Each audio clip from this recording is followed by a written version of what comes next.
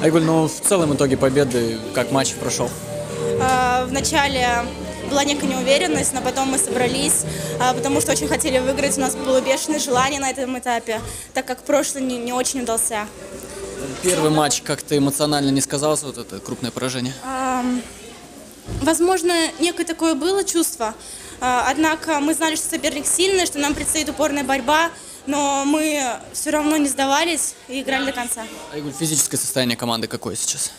Физическое состояние команды отличное, мы до второго этапа тренировались, и физподготовка была, и льды были, все было хорошо. Вот подробнее про эту подготовку, где тренировались, как тренировки проходили? Мы тренируемся здесь, в Ледовом дворце Баско, ходим на бросковую зону, у нас здесь тоже есть и лед, соответственно. Над чем работали вот конкретно в этот перерыв?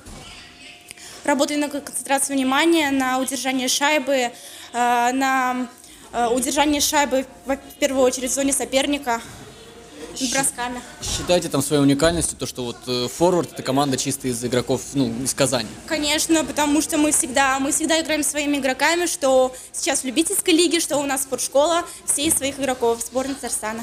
В целом задача какая на этот этап? Задача занять призовое место, конечно.